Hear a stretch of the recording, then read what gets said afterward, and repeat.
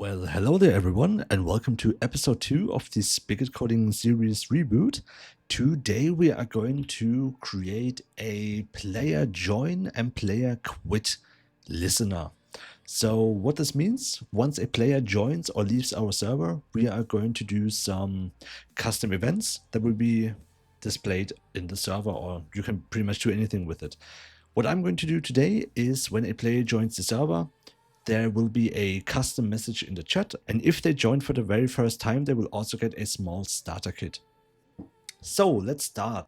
First thing we want to do is we want to create structure into our plugin, of course. So in your main path, you want to create a new package or a new folder and call this listener. Now on the listener folder, we are going to create a new Java class, and I'm going to call this the player connection listener. All right. Now, first thing you have to do, if you want this class to actually listen to events happening on your server, at the very top here, behind public class and your class name, you want to write implements listener. And really important, you have to choose the listener from org bucket event.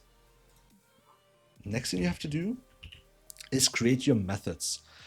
You want to do this by first of all typing @event_handler, so the plugin actually knows this method right here has to be listened to.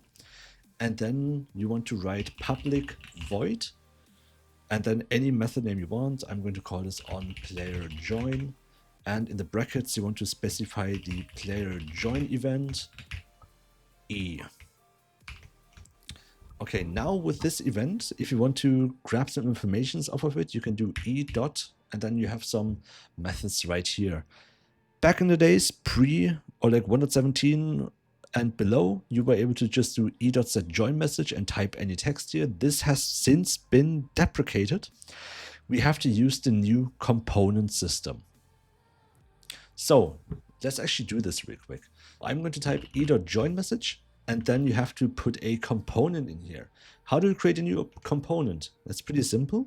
You can type component dot, and for example, text, if you just want a pure text component.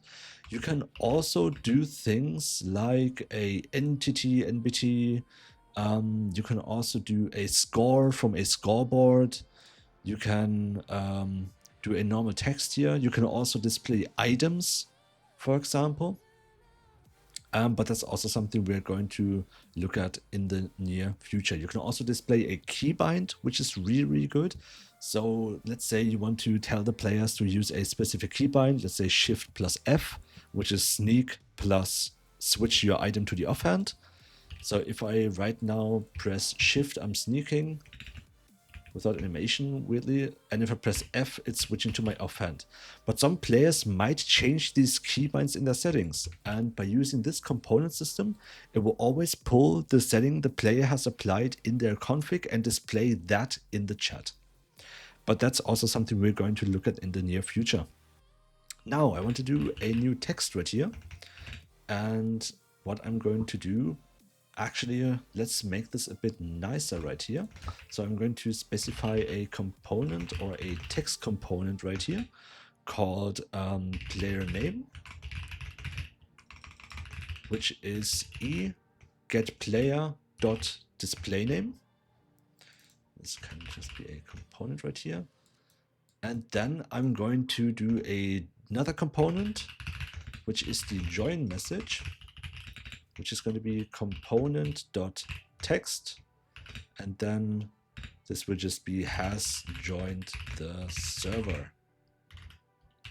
Now, if you want to combine these two, what we can do is on the join message right here, type player name dot append, and then the join message.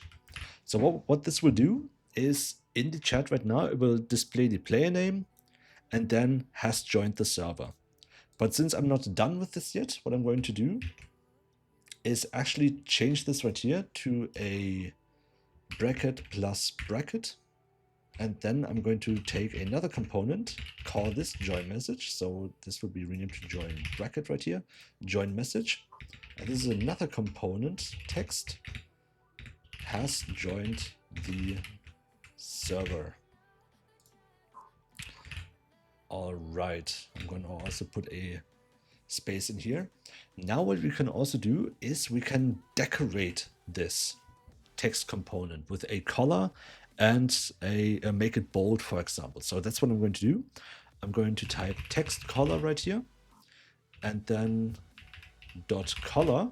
And right here, you can already see you can actually enter pure RGB values, which is really huge. So what I'm going to do is O2550 to make it a nice bright green. And then I'm going to also do text decoration dot bold. You can also do this by just typing dot color and dot decorate, but you can also just do it like this. Then I'm going to do the same thing right here, but I'm not going to make it bold. If you want to remove a bold aspect, you can also just do dot decorate bold and then, or decoration, I'm sorry, decoration bold, and then you can do false. I'll just, there's also state text decoration dot state dot false. This can also work. So now if you want to, for example, edit the player name to make it, to give it a color, for example, or to make it bold, you can also just do dot color and then let's do a text color. Let's make this a nice yellow. Also, what you saw there, you can, instead of just typing color, you can also do from hex string. Then you can do, for example, a hashtag FFFFOO. This would also be a yellow. So let me just use this right here. And now we just have to do join bracket dot append player name dot append the join message. And that is pretty much everything you have to do to make a custom join message. Now, if you want to actually have the server listen to this event, you need to do one more thing. In your main class, in your onEnable, you have to declare a plugin manager, PM. This is from bucket get plugin manager. And then you can do pm.register events, new player connection listener, so a new instance of your event class. And then the plugin that should be registered through is this. All right, let's just package this real quick, upload to the server, and see if this actually works. So let me upload, let me disconnect real quick, let me reconnect to the server. Oh, I should actually bucket the reload before I actually leave the server and reconnect. So if I join now, as you can see right here, plus standarddev has joined the server. One thing you will instantly notice, the player name is still bold, but I haven't declared it as bold right here. If you append a different component to another component, it will always keep the same text color and text decoration that you have declared before. So what we need to do here is take this decoration down here and put it right here into the player name, because this will also remove the boldness from the coming text that we declared right here. Well, hello there, it's me from the future. So I'm just editing the video right now and I realized that I actually said something wrong right here. So I said if you put the decoration bold false right here, it will also no longer make this text bold. This is actually false. The reason for this is I'm appending the join message to the join bracket right here. This means the join message will inherit the color and the decoration from the join bracket, thus making it green and bold. If you want to have the text, if you do not want the text to be bold, you have to actually copy this right here and paste it here too. This will now inherit the green color, but will no longer make it bold. What I'm going to show in the video once it goes on is me appending to the player name. This will now, of course, no longer make it bold, but will also inherit the yellow color. So just so you're aware, the component you're appending to, you will also inherit the color and the decoration from that component. So if you repackage this again, and we upload this to the server, reload, and then reconnect, you will see the player name is now also not bold, but you can also see the other text is now bold again, because this only makes this text not bold. And if I append this to the join bracket again, it will also keep the same decorations we have from the other one. So I would not even need to put the text color right here. If I just keep this right now, and I just upload it like this, let's reload again, reconnect, you can see it still keeps the green color. So this is a really strong way. You can just universally have some colors and have multiple text snippets without having to reiterate the same color or decoration over and over and over again. So that's just a really simple way. If I were to append the join message to the player name right now, you will instantly notice, if I reload the server again and I reconnect, that the entire text is yellow now. So yeah, there's just a small quirk of how the new text component system works. It takes some time getting used to. It took me a long time to get used to it as well, but after you get a hang of it, it's really simple. Now the same thing we're going to do with the onPlayerQuit. This is the PlayerQuitEvent. The only thing we have to do here is, instead of e.joinMessage, you have to type e.quitMessage. And of course, I'm going to change the color from green to red right here. Also, a cool thing about IntelliJ, it will actually show you the color as a preview right here if you have a RGB value or a hex color value right here. So yeah, also if I open up the console right now, you will also see the same changes that we applied in the console. So this way I can actually show you, if I reload, if I open up the console again, you can see right here, it's red with our custom declaration of how we wanted the message to be displayed. Now, if we want to showcase the server that the player has been joining for the very first time, what I'm going to do is, underneath the join message, I'm going to type a if. First of all, what I want to do is player p e.play, just declare the player right here, so we don't have to do e.getPlayer the entire time. The same thing I'm going to do here. We just need to do p now. So if the player has played before, do nothing. You can do your if statements in two different ways. Either you can go really big yandere dev style nested. So if the player has not played before, do this, and then go full nested right here. So you have like a really nice pyramid. The nice way of doing this is just do the other way around. If the player has played before, do nothing after this line of code. You can't always do this. You cannot always do this, but for examples like this, you can easily use this. This just keeps your code really, really clean. So if you have like multiple if statements right here, you can just stack them like this, and you have a way cleaner code instead of these nested if pyramids.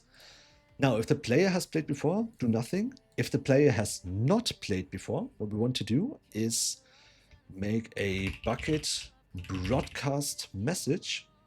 And you can see it takes another component right here. So we can just copy paste this right here. And first time message, I'm going to type, this is their first time joining the server. And I'm going to make this a nice lightish blue right here with bold and text decoration underlined.